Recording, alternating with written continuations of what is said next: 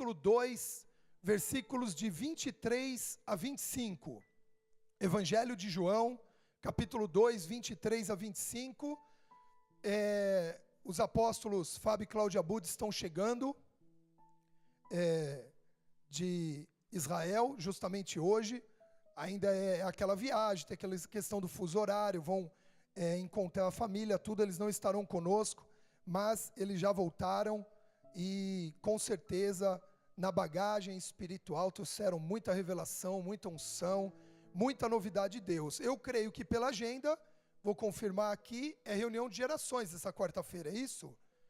Então, você que é líder, você que é discípulo, você que tem sede de aprender, de crescer, de frutificar e de multiplicar, está convidado quarta-feira às 20 horas aqui na igreja El Shaddai.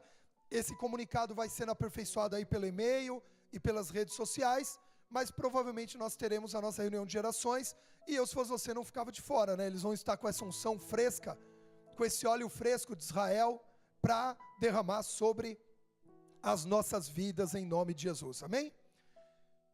Vamos aqui, João capítulo 2, versículo 23 diz assim: estando ele em Jerusalém, ele Jesus, durante a festa da Páscoa, muitos, vendo os sinais que ele fazia, creram no seu nome. Mas o próprio Jesus não se confiava a eles, porque os conhecia a todos, e não precisava de que alguém lhe desse testemunho a respeito do homem, porque ele mesmo sabia o que era a natureza humana. Diga glória a Deus pela palavra. Amém, queridos?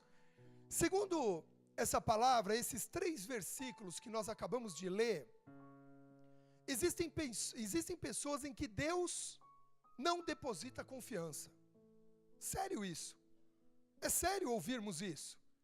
Existem pessoas em que Deus não se dá confiança, em outras traduções em que Deus não confia. E que tipo de pessoa esses versículos estão esses versículos estão falando? De pessoas que creem no nome de Jesus apenas pelos sinais ou pelos milagres que ele opera, que ele pode operar. Eu quero dizer que você serve a um Deus poderoso para operar milagres todos os dias na sua vida. Todos os dias na sua vida. Mas esse texto, ele fala sobre confiança. E confiança, segundo o dicionário, eu fui buscar, a tradução primais, a primeira tradução de confiança é segurança íntima com quem se procede. Ou seja, traduzindo, é nós termos confiança, intimidade para confiar em alguém, segundo aquilo que a pessoa faz. Quando você diz, eu confio no pastor Tiago. Quando eu digo eu confio no pastor Tiago, é que eu tenho segurança e intimidade para saber como ele vai proceder.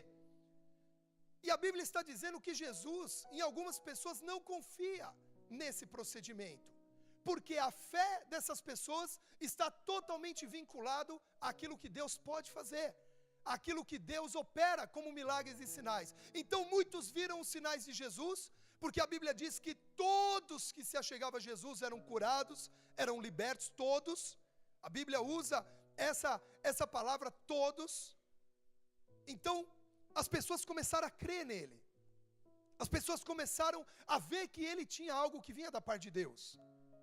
Só que talvez ainda não ouviam como o próprio Deus. Então Jesus não se dava a confiança. Jesus não revela a sua intimidade àqueles que estão atrás dele só por causa dos milagres que ele pode operar. E uma coisa esse versículo deixa claro, não adianta você tentar esconder isso, porque diz que ele conhece quem são, ele conhece o que está no coração dessas pessoas, ele sabe, queridos, não só ele sabe, mas a própria pessoa também sabe a forma como ela está buscando a Deus, o porquê ela busca a Deus, o que a motiva buscar a Deus. Deus sabe o que está no nosso coração. Não adianta a gente querer, você pode até para o teu líder, para o teu colega de célula, para o teu pastor, demonstrar uma coisa, mas no íntimo, Jesus enxerga, Jesus sabe. Então, nós vamos continuar lendo a sequência desse texto, agora entrando em João 3, e nós vamos ver que um homem extremamente conhecedor da palavra, ele via Jesus da mesma forma. Olha o que diz João 3, é a sequência do texto que nós lemos. Havia entre os fariseus um homem chamado Nicodemos, um dos principais dos judeus.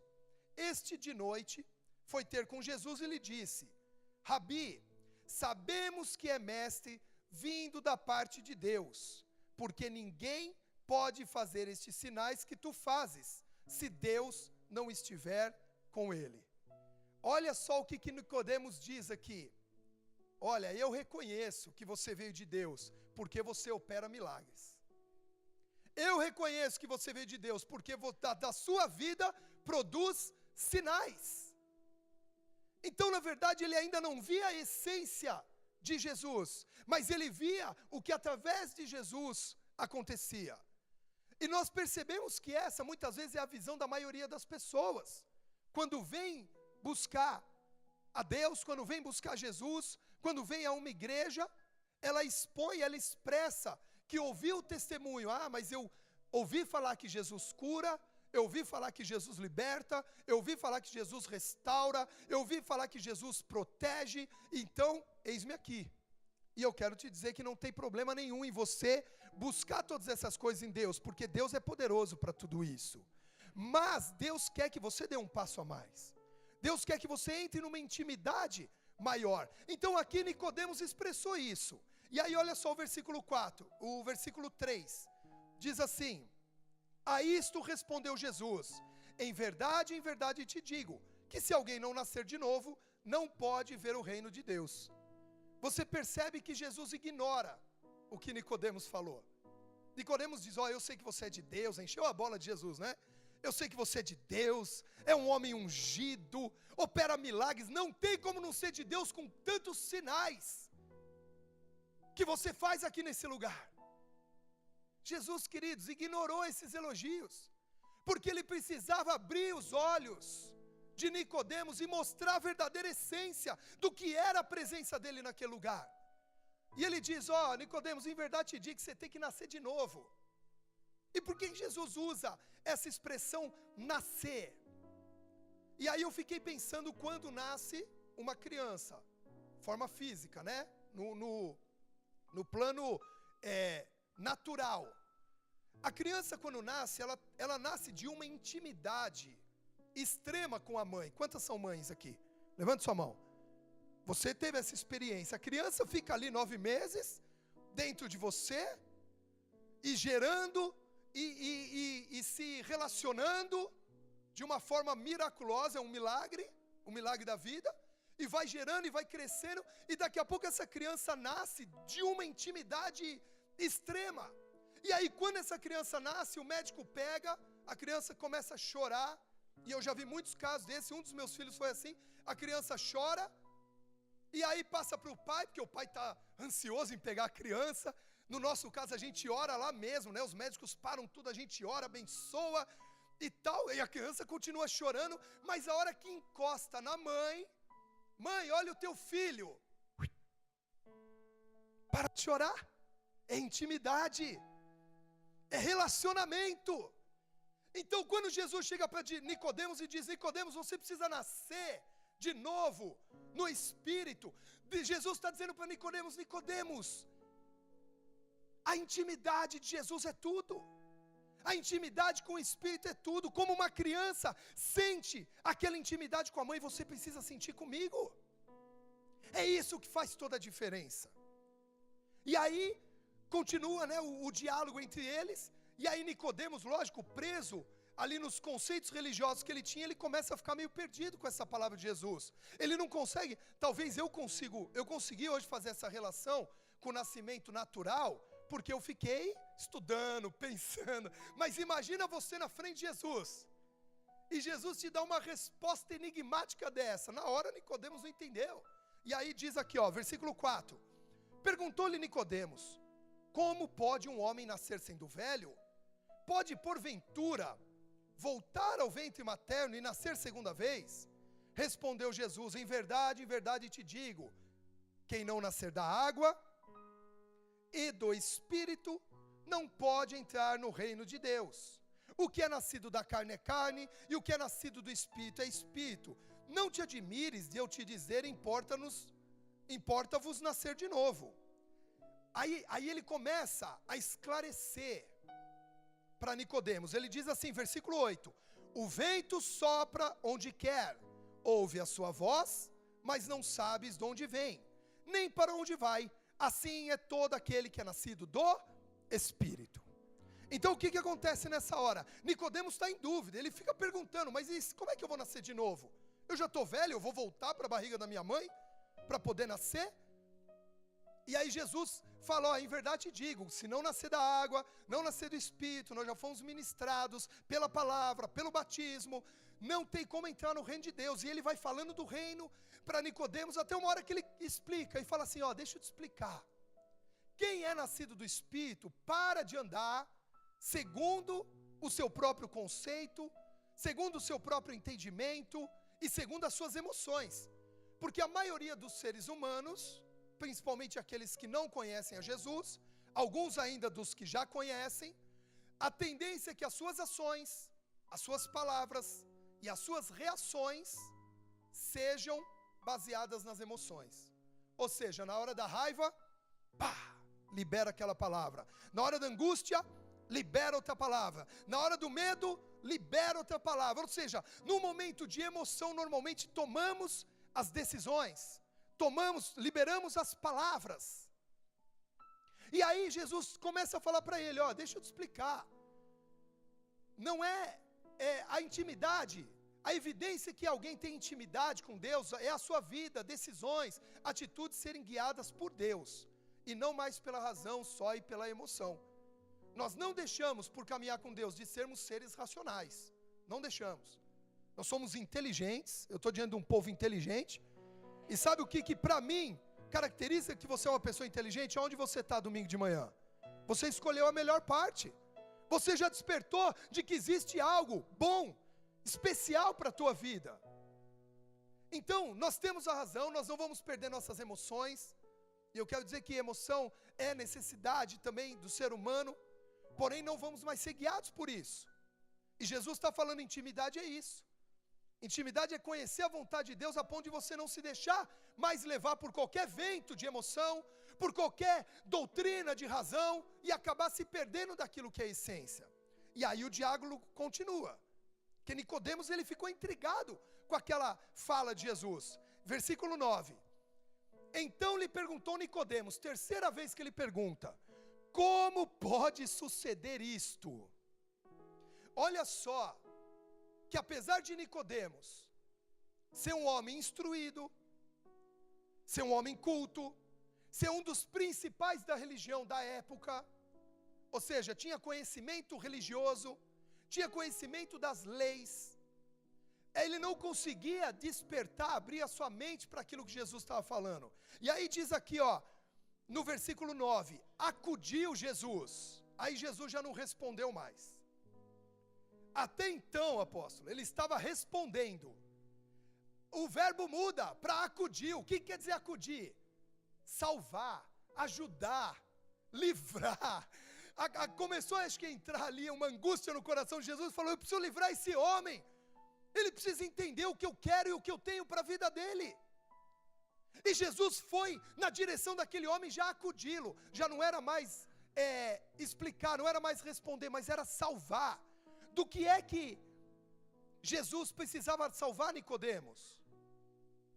Do que é que Jesus precisa nos salvar? Além da morte eterna, o qual o pecado é o salário, né? A morte é o salário desse pecado. Quando pecamos, existe uma consequência, que é a morte. Tanto a morte física, quanto a morte espiritual. E Jesus veio para nos salvar disso. Por isso eu estou diante de um povo que escolheu o caminho da salvação. Amém? E se mantenha firme nele, porque esse é o nosso galardão, essa é a nossa maior recompensa, esse é o maior milagre para a tua vida. Mas ele queria salvar também Nicodemos do engano, da religiosidade e até da intelectualidade que Nicodemos vivia naquela época, conhecia tanto mas não conseguia assimilar as coisas mais simples do Evangelho. Tudo isso afastava Nicodemos da essência de Deus. E nós precisamos tomar cuidado para não andarmos tão prontos e religiosos dentro da igreja, não faltando em culto, não faltando em célula em nada, e estarmos muitas vezes distantes dessa essência, dessa simplicidade, dessa graça que vem do Pai. E aí, Jesus continua dizendo assim: tu és mestre em Israel e não compreende essas coisas? Em verdade te digo, que nós dizemos o que sabemos e testificamos o que temos visto. Contudo, não aceitais o nosso testemunho. Se tratando de coisas terrenas, não me credes, como crereis se eu vos falar das celestiais? Ora, ninguém subiu ao céu, senão aquele que lá desceu, a saber, o Filho do homem que está no céu. E, do modo por que Moisés levantou a serpente no deserto, assim importa que o Filho do homem seja levantado, para que todo que nele crê tenha a vida eterna. Você pode dar um forte aplauso ao Senhor Jesus? Por isso, por ele ter sido levantado e ter aceitado o desafio de morrer por nós. Amém? Agora, Jesus cita nesse versículo 14 uma passagem do Antigo Testamento do livro de Números. Essa passagem da serpente de bronze, ela aconteceu quando o povo de Israel estava atravessando o deserto, na verdade já estava em peregrinação no deserto. E aí, chegou um dia que eles começaram a murmurar contra Moisés e contra Deus, e começaram a reclamar, e disseram assim: Moisés, você nos tirou do Egito para morrermos aqui no deserto? Lá pelo menos tinha pão e água, e aqui só tem esse pão que nos dá nojo, que é o maná. O maná, queridos, era um pão que Deus enviava todos os dias. Vinha do orvalho, formava assim uma casca, eles recolhiam, comiam, tinha sabor de bolo de mel, então era doce, era gostoso, e era a provisão, apesar de não ter muita mudança, era sempre o mesmo gosto, era a provisão que eles necessitavam para não morrer de fome. Só que eles se cansaram, reclamaram, falaram: não, isso é muito cansativo, isso dá nojo, nós temos nojo disso. E a Bíblia diz que quando eles reclamaram dessa forma, serpentes começaram a aparecer no deserto. Aparecer não, elas já existem no deserto. Começaram a sair dos buracos, das tocas, e começaram a morder o povo, começaram a picar o povo. E muitos foram morrendo. A Bíblia diz que vários foram morrendo. Aí o povo caiu em si: opa, peraí, a nossa reclamação, a nossa murmuração gerou uma maldição, estamos morrendo. E aí correram para Moisés, falaram: Moisés, por favor, ore para Deus, a gente sabe que fez errado, nós nos arrependemos, ora para Deus nos livrar. E aí o que acontece? Deus fala para Moisés: então levante uma haste, faça uma serpente de bronze, e todo aquele que for picado por alguma serpente, corra até aquela serpente e olhe para ela e será curado. E assim começou a acontecer. Os que eram mordidos pelas serpentes, porque as serpentes estavam no deserto, eram mordidos, antes de morrer, corriam e olhavam para lá. Aí eu procurei uma imagem na internet aqui para a gente visualizar. E aí eram curados. Agora preste atenção em algo. A busca e a reclamação daquele povo no deserto, quase 2000 anos antes de Cristo, foi a mesma busca e reclamação e murmuração na época de Jesus. E é a mesma busca, reclamação e murmuração da maioria das pessoas ainda na nossa época, aqui na nossa época. A mesma, não mudou.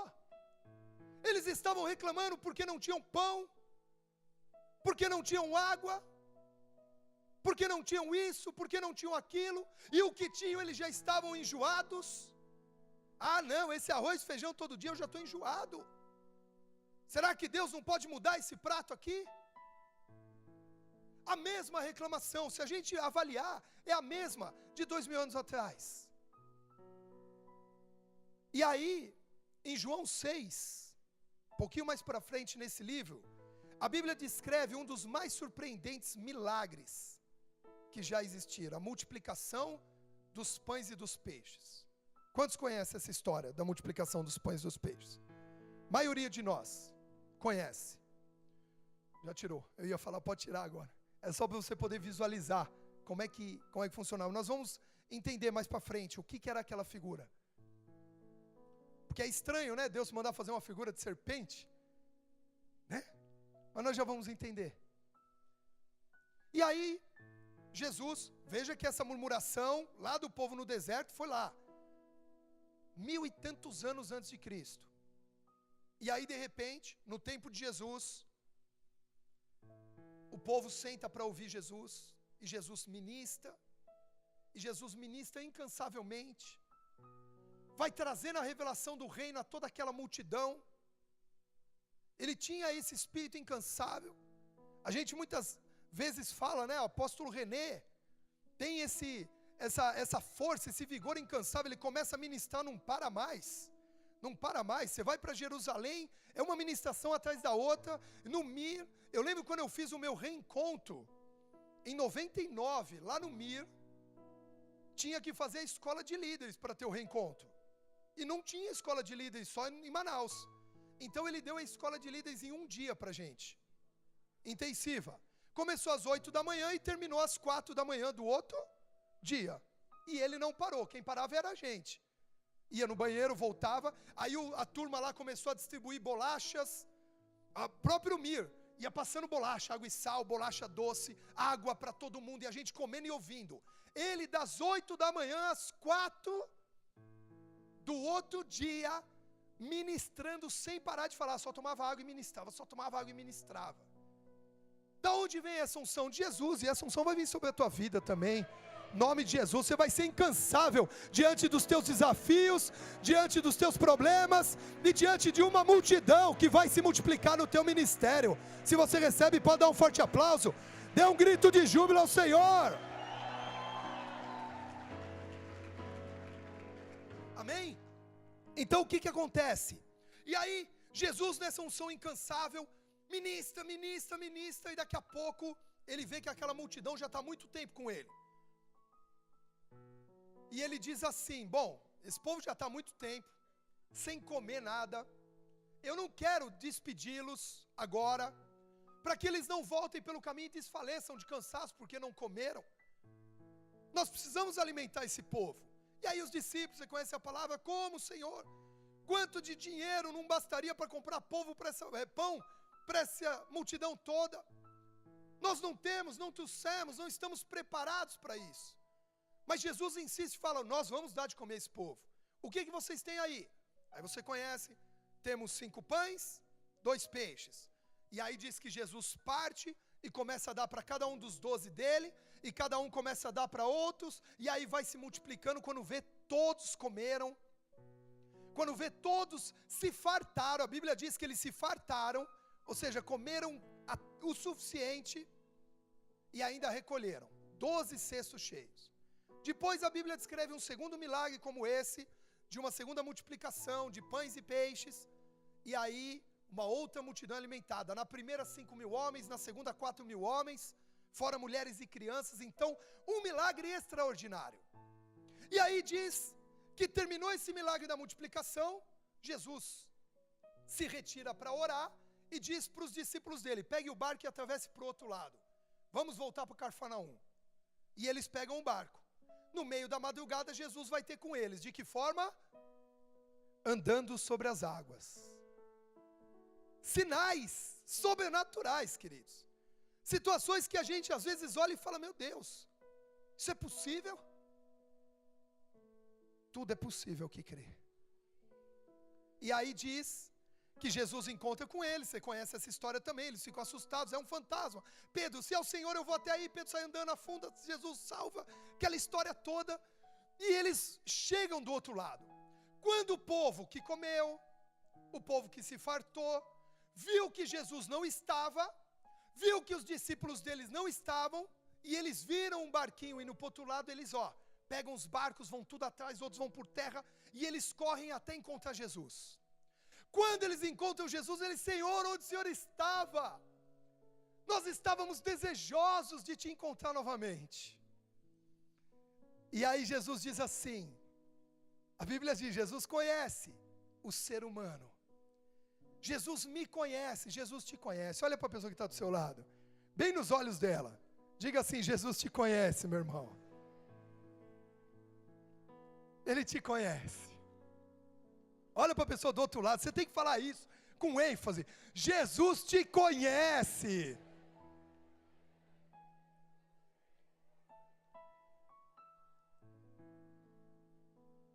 E aí diz que Jesus encontra aquele povo,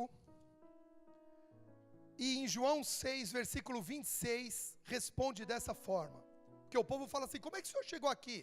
Nós não vimos a hora que o senhor saiu, o senhor esperou a gente dormir? Como é que foi? Saiu escondido? Como é que o senhor atravessou o mar se a gente só viu um barquinho com os discípulos indo na frente? Queriam saber. E aí a resposta de Jesus é a seguinte, respondeu-lhe Jesus, em verdade vos digo, que vós me procurais, não porque viste sinais, mas porque comeste pão até ficar farto. Veja só, como que eles foram alimentados a primeira vez? O que motivou Jesus a alimentar aqueles homens a primeira vez? Foi que eles estavam há muito tempo desejosos em ouvi-lo. Eles não estavam esperando um milagre de pão, estavam? Aquele povo imaginava que Jesus ia alimentar todo mundo. Muitos ali no meio já estavam olhando no relógio. Ei, meu Deus, esse Jesus demora com o culto, hein? Olha só, ele vai ter que começar a fazer 3 cultos por domingo. Um só é muito demorado. Qualquer semelhança é mera coincidência. Da tua parte, viu? E aí sabe o que acontece? Eles olham no relógio e falam assim, meu Deus, eu preciso ir embora, porque eu estou com fome. Estou com fome. Mas eles ficaram ouvindo. E por que ficaram ouvindo? Porque buscaram Jesus na essência, não faltou provisão na vida deles. Eu quero te dizer que se a essência de Jesus fizer parte da tua vida, não falta provisão na tua vida em momento algum. Jesus mesmo opera um milagre para te abençoar, para te multiplicar e para que você seja farto, abundante em todas as áreas da sua vida, em nome de Jesus. Se você recebe, se expressa no nível em que você recebe, em nome de Jesus.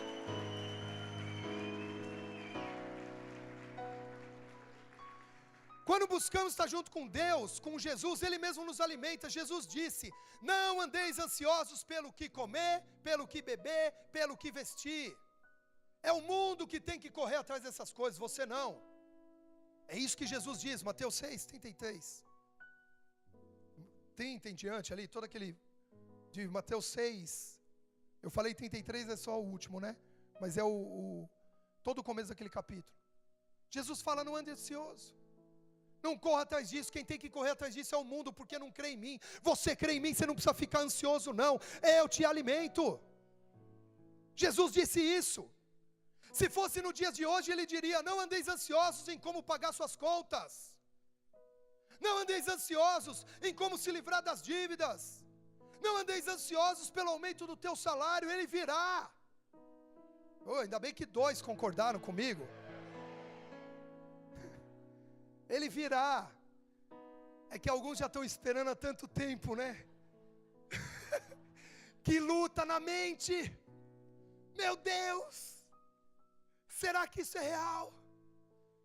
Pastor, fala de novo para eu acreditar. Alguém me belisca. Não é assim? Alguém me belisca, eu não quero mais sonhar, eu quero ver. Mas você vai ver. Você vai ver infinitamente mais do que você pediu ou imaginou. Em nome de Jesus.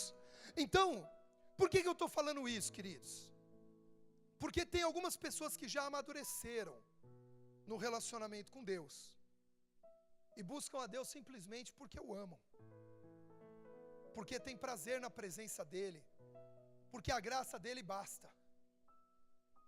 Tem alguns que estão amadurecendo.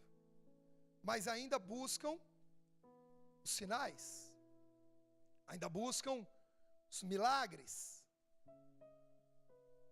a solução, a resolução na sua vida. Agora, existem alguns que essa terceira classe, que essa parábola nos mostra, essa parábola não, esse milagre da multiplicação dos pães e dos peixes, que são outros que eles buscam a Deus apenas para resolver os seus problemas financeiros. Nem pela família não oram, nem por uma questão do casamento não oram, a questão é financeira. Você vê que Jesus disse para aquele povo: nem atrás dos sinais vocês vieram atrás do dinheiro. O pão representava o quê? O bem material, a provisão, o recurso, exatamente, o recurso material. Nem atrás dos milagres vocês estão mais, vocês estão atrás do dinheiro que eu posso dar. E ele pode, é dono de todo ouro e de toda prata. Só atrás do dinheiro não serve. É um tipo de relacionamento muito superficial, mas muito. Porque a tua vida financeira, queridos, para Jesus é só um clique só. Parabéns, pastor Alquimim, pela iniciativa do planejamento financeiro. Parabéns. Que você também receba essa unção, planejar a tua vida, planejar teus recursos e ser fiel. Mas as pessoas estavam atrás disso. Jesus detectou dentro delas: ó, vocês viram sinais, eu multipliquei os pães, mas vocês não entenderam o milagre, vocês só viram o resultado. E vocês estão atrás de um resultado prático, sem se aprofundar na essência. E eu quero te dizer que o tempo que vocês se aprofundaram na essência, vocês viram a provisão. Quando eles ouviram a Jesus, quando eles buscaram ouvir a Jesus, independente de quanto tempo foi, eles viram a provisão. Eles receberam a provisão. Só que aí, quando receberam a provisão, a cabeça virou. Opa, ali tem provisão. Ali eu vou comer pão abundante. Então, a questão não é se Jesus vai pregar ou não. Eu quero pão. Eu quero dinheiro. Eu quero a carne. Eu quero a provisão. Eu quero o recurso material. E aí, sabe qual foi a resposta de Jesus para esse povo? Ele disse assim: eu sou o pão da vida. Quem vier a mim jamais terá fome, e quem crer em mim jamais terá sede.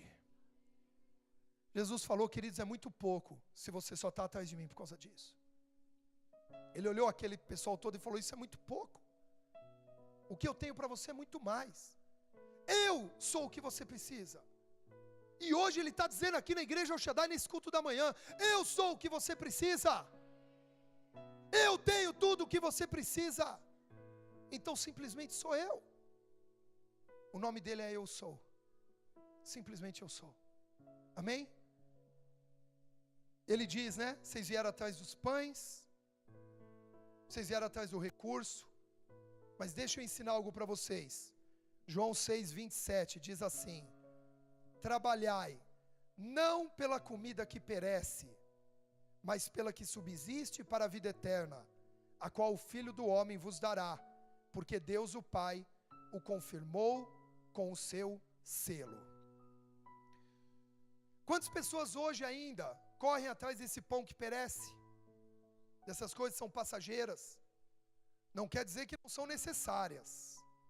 Não quer dizer que não são importantes para a nossa vida ainda nesse mundo terreno. Mas correr atrás disso pode gerar outros tipos de consequências. Você se cansar, você não vê o resultado que você esperava, ou até chegar nesse resultado, mas não poder mais usufruir dele, porque abriu mão de tantas outras coisas importantes nesse caminho. E lá na frente, o resultado mostra se foi lucro ou se foi prejuízo.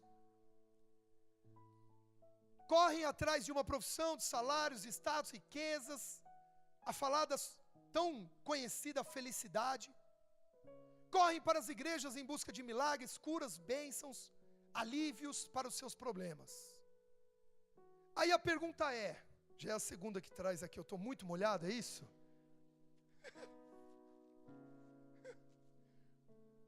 E aí, eu fiquei em dúvida se eu vinha de terno hoje de manhã ou não.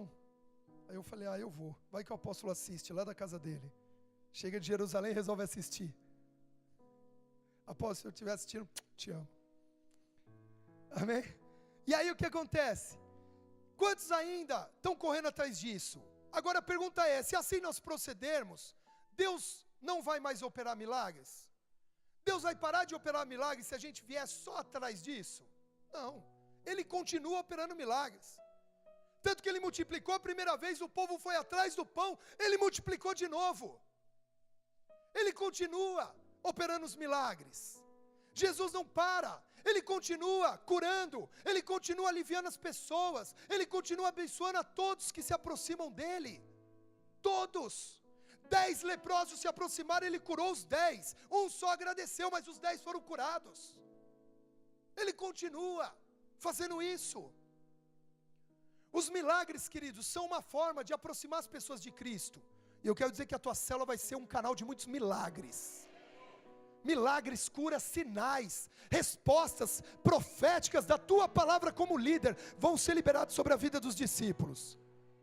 Agora, entenda, os milagres podem aproximar as pessoas de Cristo, mas nunca serão a base para um relacionamento com Deus. Os milagres aproximam, mas não estabelece a base de relacionamento, de jeito nenhum. O que nós já vimos nessa igreja, de pessoas que receberam milagre e foram embora. Milagre lá acontece o tempo inteiro. Exatamente, muitas igrejas aí, televisivas, elas se baseiam em movimentos de milagres, em campanhas de milagres, e os milagres acontecem. Deus age por amor do nome dEle, e por amor às necessidades das pessoas, não as necessidades, mas aquilo que as pessoas sofrem. Ele opera milagres, Ele ajuda, Ele abençoa, Ele alivia, Ele traz ânimo. Eu quero dizer que você vai sair aliviado aqui dessa manhã. Eu não sei como está sendo o seu mês, a tua semana, o teu ano, mas eu quero dizer que um alívio vem para a tua vida hoje. Vinde a mim, se você está cansado e sobrecarregado, eu te aliviarei, diz o Senhor.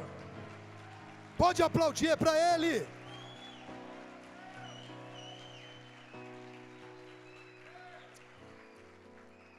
Então, queridos, até porque, sabe por que às vezes as pessoas se baseiam o relacionamento no milagre? Porque conhecem muito pouco sobre milagre. Não sabe o que é milagre na Bíblia. Se eu perguntar aqui agora sobre os maiores e principais milagres e sinais da Bíblia, podemos citar muitos. Muitos.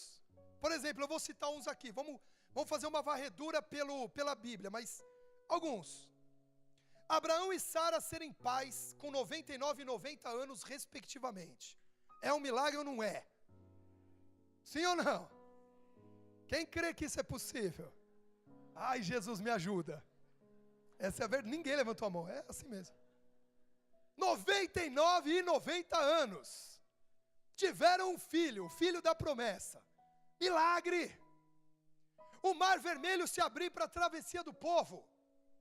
É milagre ou não é? Pés secos, pés enxutos. Não era num pouquinho de água, não.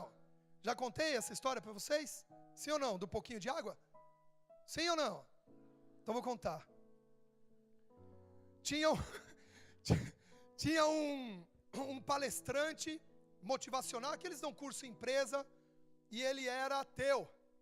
E ele baseou o curso dele, motivacional, o curso dele inteiro para desmistificar os milagres bíblicos.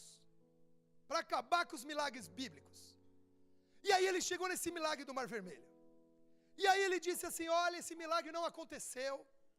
Isso aí é uma balela, é para enganar crente. Na verdade o que veio foi um vento oriental, que abaixou a água, aí tinha ali, bem naquela parte onde eles estavam, uma elevação, um platô natural que formou embaixo d'água, e a água baixou e ficou ali uns 30 centímetros de altura e eles conseguiram atravessar. Não teve milagre nenhum, isso aí a ciência explica. E ele acabou de dizer isso, de repente uma inscrita no curso gritou lá de trás, glória a Deus! Você imagina para um ateu o que é isso? Aí ele, eu não entendi direito, pode repetir? Glória a Deus! Por favor, a senhora pode vir aqui à frente? E ela veio.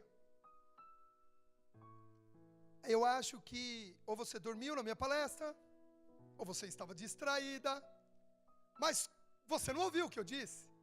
Eu disse que não houve milagre de Deus. Eu disse que abaixou a água, no platô, atravessaram 30 centímetros de água, não tem conversa nenhuma. Como é que você está dando glória a Deus se não teve milagre? Aí ela olhou para ele e falou assim: o milagre foi muito maior. Ele: como o milagre foi maior? Deus afogou os egípcios em 30 centímetros de água. Glória a Deus! Quem aqui pode dar glória a Deus? Não tem como, querido. Milagre não se explica, milagre se experimenta. Olha para a pessoa que está do seu lado, ela vai experimentar o milagre hoje, se você profetizar na vida dela. Profetizou aí? Ei, Deus de glória. Vamos continuar aqui. Vamos continuar. As muralhas de Jericó caíram nos gritos. Muralhas de 30 centímetros de altura, 6 metros de largura, 6 metros de largura, queridos. Eu vou até, dá para acompanhar a câmera aí?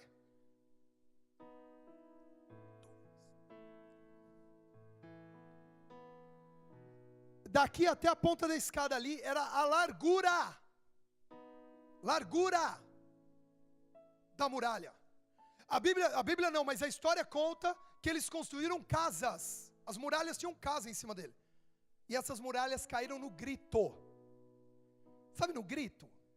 Sabe aquele grito quando uma mulher vê uma barata passando? Sabe? Aquele grito ardido. Eu não consigo fazer, minha voz é muito rouca para fazer esse grito, mas aquele você conhece. Os maridos conhecem bem. O duro é quando o marido grita primeiro. Os machos. Porque crente, homem, crente é tudo macho.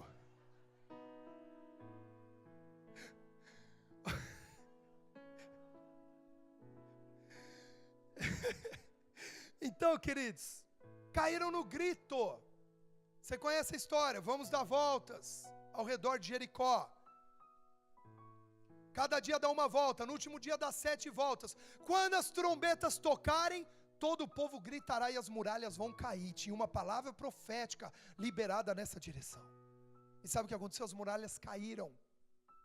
Caíram. Cidade fortificada caiu no grito. É milagre ou não é? Milagre. Não tem outra explicação. Não tem como você tentar explicar. Será que tinha infiltração naquelas muralhas de água? E justo naquele dia, chegou o dia da parede cair? Estava bichada aquela parede? Não, queridos, milagre. Vamos para frente. Sansão matou 1000 inimigos com o osso de uma mandíbula de um jumento. Tinha um jumento morto lá que estava só o esqueleto.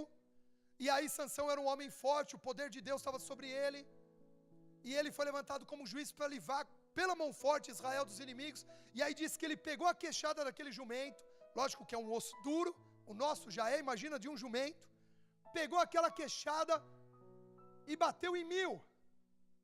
Matou 1000, queridos. Aqui cabem 560 cadeiras, dobra o número de pessoas daqui. Ele matou na queixada.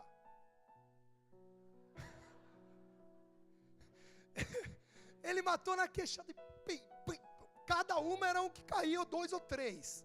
Eu não sei, a Bíblia não dá especificações. O que é isso, pastor Fernando? É milagre. É milagre, queridos. É milagre. Nem super-heróis mais conceituados da Marvel, da DC Comics fazem isso. Não fazem. O Superman não faria isso. Ok? Sansão fez. Por quê? Porque é milagre, queridos. No milagre do Senhor, seus inimigos vão cair diante de você. Você não vai precisar nem pegar a queixada do jumento para isso. Eles vão cair. Em nome de Jesus. Vamos para frente. A lepra de Naamã sumiu depois que ele deu 7 mergulhos no Rio Jordão. Como é que se explica isso? Milagre. A água do Rio Jordão é a água como qualquer outro rio. Tanto que Naamã, quando o profeta Eliseu, que foi o profeta Eliseu que deu essa direção para ele, Naamã, ele era um comandante de um exército sírio, e ele chega diante de Eliseu e mostra que tem lepra. E aí Eliseu diz assim, Eliseu nem vê, Eliseu está lá dentro da casa dele, fala lá para fora, ó, fala para ele ir mergulhar 7 vezes no Rio Jordão. Naamã até se levanta e fala assim, puxa vida, lá onde eu moro há tantos rios muito mais bonitos e mais caudalosos do que esse Rio Jordão, eu tenho que mergulhar 7 vezes nesse rio. Mas ele resolve obedecer e mergulha 7 vezes. Mergulha uma, sai leproso. Mergulha a segunda, sai leproso. Mergulha a terceira, sai leproso. Queridos, muitas vezes a gente para nas primeiras tentativas. Deus quer falar o seu coração agora. A gente para, porque a primeira lepra ainda não sumiu. Porque na primeira vez que você convidou, o seu familiar ainda não veio. Porque na primeira oferta que você ministrou no altar de Deus, a abundância prometida ainda não chegou. E aí a gente para, a gente desiste. A gente abandona. Naamã teve que ir 7 vezes. E a Bíblia diz que quando ele saiu da 7ª, ele estava limpo. Como se explica isso? Não se explica. Milagre. Milagre de Deus. Deus é poderoso em operar milagres. Vamos para frente. A água se transformou em vinho no casamento de Caná da Galileia. Primeiro milagre, primeiro sinal do ministério de Jesus. Ele vai para um casamento junto com a mãe, alguns discípulos, e no meio do casamento acaba o vinho. Que vergonha. Uma vergonha naquela época. Casamento ia ser falado, ia sair nas principais revistas, Tititi e companhia. Acabou o vinho em Caná da Galileia. Tititi Gospel. Como é que chama aquele Rubens? Nelson Rubens. Ele ainda existe? Então, Nelson Rubens, ele ia falar que acabou o vinho. Era uma vergonha. E ainda existia uma característica na época que dava o melhor vinho no começo do casamento. O pessoal tomava, e aí quando estava todo mundo já farto, só ficava aqueles do balcão, sabe quem são? Aqueles que encostavam no balcão tomando, aí servia o vinho inferior, o que sobrava no final. E aí a Bíblia diz que acabou o vinho. Maria, mãe de Jesus, chega para ele e fala, acabou o vinho. Jesus fala para ela, o que eu tenho a ver com isso? Não tenho nada a ver, não é minha hora ainda. Mulher, está tudo certo. Mas ele se preocupa. Jesus é alguém que se preocupa com você. Jesus, a Bíblia diz que os olhos dele estão com você o tempo todo. Ele está te olhando agora. Ele está te vendo agora, e não só te vendo, mas vendo o teu coração. Ele sabe o que está aí dentro. Ele sabe o que dói. Ele sabe quando acaba a provisão. Ele sabe quando acabam as esperanças. E aí Jesus olhou e disse assim, que são aquelas talhas d'água ali. Aquelas é a purificação, tal, traz para perto. Trouxe para perto dele, ele nem orou. A Bíblia não mostra ele orando. É interessante essa passagem. Ele diz assim, agora leve para o responsável pelo casamento aí. Mestre, cerimônia, é isso? Leva lá para ele. E aí levaram. E agora leva para o noivo. E aí levaram. Não, e aí ele pegou esse mestre de cerimônia e experimentou. Nessa hora, a Bíblia diz que a água já era vinho, não era mais água. E ele toma e ele se espanta e ele corre para o noivo. E ele chega para o noivo e diz assim, vem cá, deixa eu te contar uma coisa. Você mudou o esquema? Que novidade é essa? É jogada de marketing? O que foi? Para o seu casamento ficar mais famoso? Ele falou, por quê? Ele falou, você guardou o melhor vinho para o final. Esse vinho aqui é muito melhor do que o que nós tomamos no começo. Queridos, existe explicação uma água se tornar vinho? Não, isso se chama milagre. São milagres que a Bíblia descreve. São verdades que a Bíblia nos conta a respeito do poder, do amor, do livramento, da provisão, da graça do Pai. E tudo isso está ao seu alcance, se a essência de Jesus estiver com você. Amém? Vamos para frente. Estamos terminando. Dá vontade de falar de todos os milagres, não é verdade? Dá vontade de falar de todos. Cada um é um ensinamento, cada um é uma revelação, cada um é uma graça de Deus. Jesus andou sobre as águas. Meu Deus do céu. Já citei, quero citar de novo.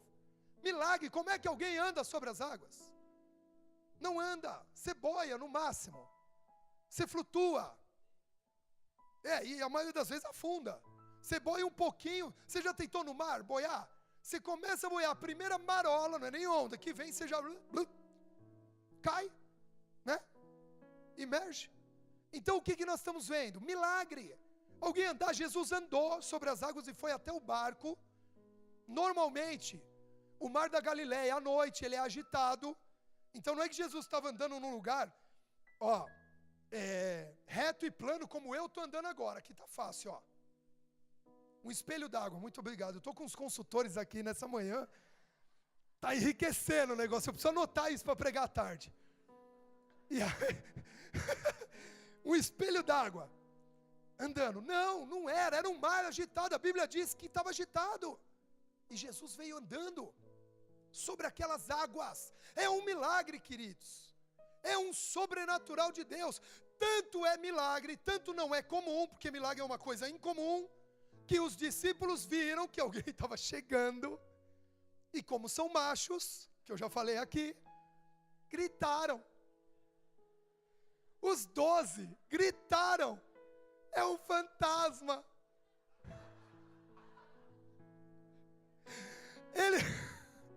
Eles passaram a acreditar em fantasma nessa hora. Você acredita nisso? É um fantasma, meu Deus, uma alma penada. Nessa não tinha isso. Olha, os consultores, não dava nem para sair correndo, porque aquele fantasma vinha sobre as águas. E aí o que aconteceu? Jesus diz, não temais, sou eu. Jesus hoje diz para você, não temas. É Ele quem te ministra nessa manhã. É Ele que vem na tua direção. O medo não vai fazer mais parte da tua vida. Se até hoje o medo te aprisionou, hoje eu declaro as cadeias do medo caiam por terra agora em nome de Jesus. Você não tem o espírito de medo, mas de poder, de amor e de moderação sobre a tua vida. E se você recebe, diga, eu recebo. E dê um aplauso ao Senhor Jesus.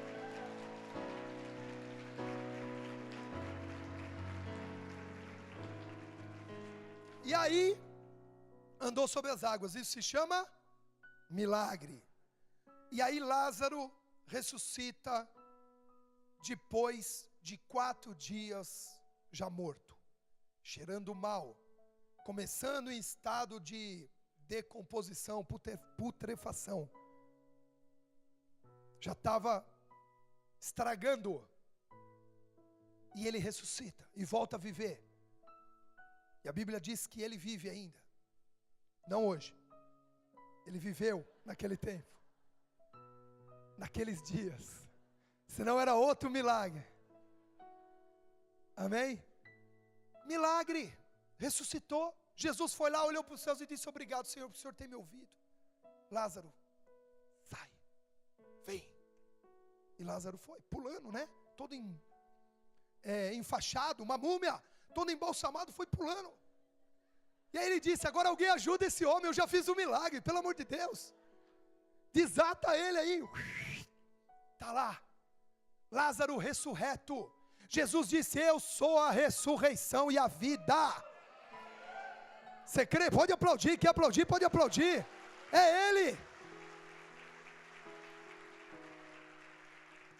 E aí, eu citei vários milagres, Atos para frente, os milagres dos apóstolos, e a gente podia, diante de todos esses milagres, falar assim, mas um dos maiores é quando Jesus muda o caráter de alguém. Que milagre é esse? Alguém iracundo se tornar manso, alguém mentiroso se tornar transparente, alguém violento se tornar calmo. Milagres. Poderíamos olhar esse milagre de mudar a essência do ser humano. É algo sobrenatural. Deus é poderoso, segundo a abertura que cada um dá de coração. Deus pode te mudar, pode te aperfeiçoar, é só se abrir teu coração para Ele. Amém?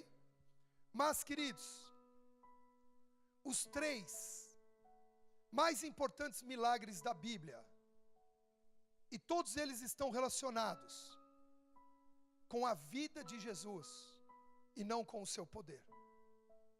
Apesar do milagre ser poder de Deus, os 3 maiores milagres da Bíblia, que não é nenhum desses que nós citamos até agora, eles estão relacionados com a essência de Jesus. Primeiro maior milagre da Bíblia é o milagre da criação. Deus criou tudo do nada, mas criou através da palavra. Quem é a palavra? Jesus. Ele é o verbo que se tornou carne, o verbo que se tornou carne. Ele é a palavra. Deus criou todas as coisas, isso através da palavra que é Cristo. Por isso esse milagre é tão poderoso, por isso que a ciência persegue tanto essa teoria, através de tantas outras, tentando anular isso, com o evolucionismo, com o Big Bang, com tudo isso, que na verdade, coisas que existiram, mas que eles não conseguem enxergar, que já estão citados na Bíblia há muito tempo. Então, o maior milagre, milagre da criação. Segundo maior milagre, o milagre da encarnação. Alguém nascer de uma mulher sem a prática do ato sexual. A Bíblia diz que o Espírito veio, ungiu Maria, e ela concebeu, e ela engravidou de Jesus. Um milagre completamente contrário ao comum, à natureza humana. Jesus nasce de uma mulher sem o ato sexual com o homem. Por isso, por causa desse milagre, muitos rejeitam a divindade de Cristo, não acreditando que foi dessa forma. Mas o segundo maior milagre também está vinculado à essência de Cristo. A criação, ele é o verbo. A encarnação, ele nasce de uma forma sobrenatural. E o terceiro maior milagre, o milagre da ressurreição. Jesus voltou à vida por si só. Ah, mas ele não foi o único que ressuscitou. E nem vai ser, porque Deus vai, através de você, ressuscitar muitas pessoas. Tanto espiritualmente como fisicamente. Nós vamos chegar nesse tempo desse sinal sobrenatural. Mas Jesus, ele ressuscitou por si só. Ele voltou à vida. Ninguém foi orar lá por ele. Ninguém ficou fazendo uma vigília. Tentaram até, mas os guardas não deixaram. Mas o milagre da ressurreição. Ninguém mais viveu essa experiência. Por isso questionam tanto a veracidade da Bíblia. Então os 3 maiores milagres, a criação, a encarnação e a ressurreição, estão totalmente vinculados à pessoa de Jesus. Os milagres, queridos, fazem parte da essência de Jesus. Por isso alguém que busca milagres, alguém que vem atrás de sinais, eu quero te dizer que tudo isso já está vinculado à essência de Cristo. Cristo é o próprio milagre na tua vida. Você andar com Jesus, você conhecer a essência dele, você buscar a intimidade dele, já é o próprio milagre. São todos os milagres manifestos por ele. Por isso erramos, queridos, erramos quando corremos atrás desses sinais. Se todos esses sinais já estão dentro de você e de mim, quando Deus habitando em nós em forma de Espírito se manifesta dessa forma. Erramos, o nosso conceito está errado em relação aos milagres. Quando ficamos desesperados, eu preciso ir para a igreja hoje, porque eu preciso resolver essa questão na minha vida. Queridos, essa questão na sua vida já está resolvida pela cruz do Calvário. O problema é que ao invés de nós crermos, nós corremos. Ao invés de nós acreditarmos, nós nos cansamos. E está na hora de deixar a essência de Cristo, que é o próprio milagre.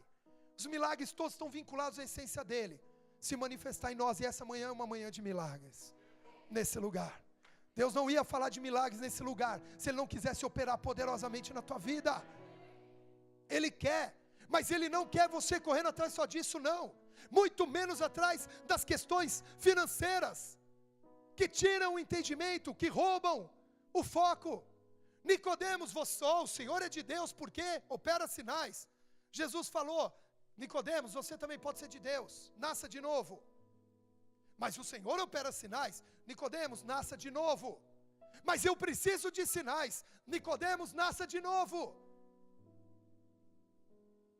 Jesus quer nos fazer nascer de novo.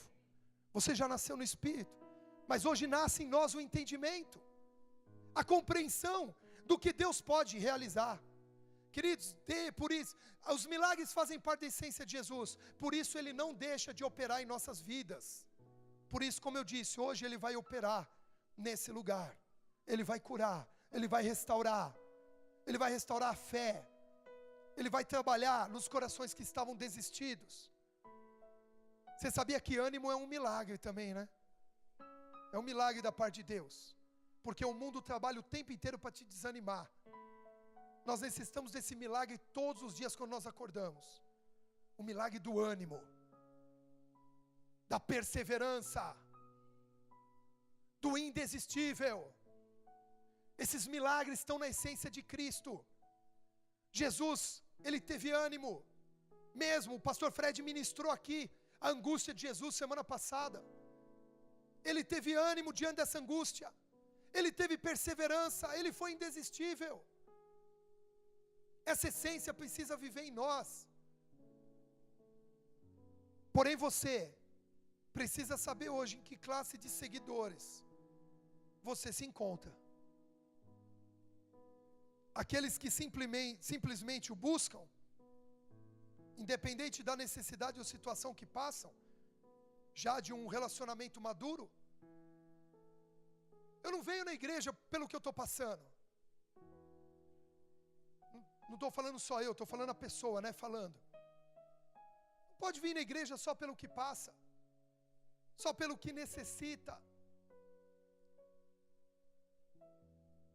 Mas tem aqueles seguidores que precisam ver os sinais. Vão de igreja em igreja, vão em outros seminários, vão em busca de uma pregação, de uma boa pregação, de uma unção, e correm sérios perigos. Teve jovens aí que foram numa ministração aí, semana passada, esses dias aí atrás, porque a pregação é boa, só que não sabem que esse mesmo que pregou tem um vídeo falando mal da visão celular. Correm perigo, ficar correndo atrás de uma boa pregação. Aí eu vou lá, porque aquela pregação é boa. Perigo, cuidado, não é esse tipo de relacionamento que Deus quer da nossa parte, não é. Deus quer a busca pela essência. Parabéns, pastor Tiago, pela unidade. Estou buscando a essência. Estamos buscando a essência. Quando eu ouvi, eu falei, obrigado, Jesus, já tem até a música para o final.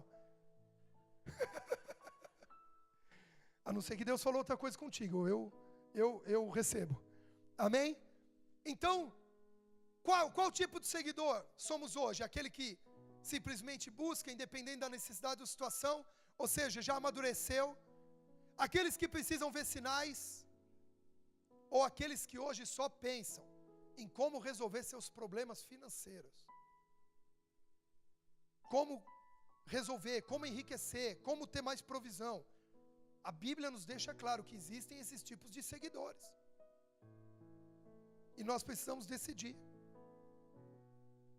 Queridos, Deus, Ele está aqui nessa manhã, como está em todos os cultos, e como está contigo todo o tempo. E essa noite, de forma muito clara, Ele disse para mim, que Ele vai continuar operando milagres no nosso meio. Ele não vai parar. Ele vai continuar operando. Por isso a essência e a intimidade dele não pode ser abandonada, de forma alguma. Quando aquele povo murmurou, porque não tinha o resultado, você vê que a murmuração lá no deserto foi por causa do pão, a busca depois lá em Jesus foi por causa do pão, e hoje Se nós não tomarmos cuidado, a busca ainda é por causa do pão. Seja discípulo, seja pastor, seja líder. Ninguém está isento se não tomar cuidado. A busca era por causa do pão. Só que a reclamação e a murmuração liberou serpentes que picavam aquelas pessoas e as matavam. Queridos, a nossa murmuração, às vezes por causa da falta de resultado hoje, continua liberando serpentes venenosas. E o veneno da serpente hoje é nos afastar da essência de Deus. E o veneno da serpente hoje é nos matar espiritualmente. Porém, assim como foi levantado aquela serpente, você vê que a haste ela tinha uma forma de cruz. Jesus foi levantado. Porque se a nossa busca estava errada, ou da nossa parte surgiu murmuração, existe um antídoto para esse veneno. É nós olharmos para a cruz de Cristo. É nós voltarmos aos olhos para Ele. Porque se você tiver prazer na presença dEle, querido, você vai comer pão e vai se fartar para o resto da sua vida. Não vai faltar. Quantos querem viver isso? Então fique de pé onde você está.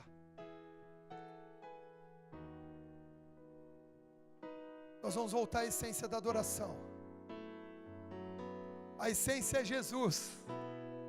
A essência dos milagres é Jesus. Feche seus olhos.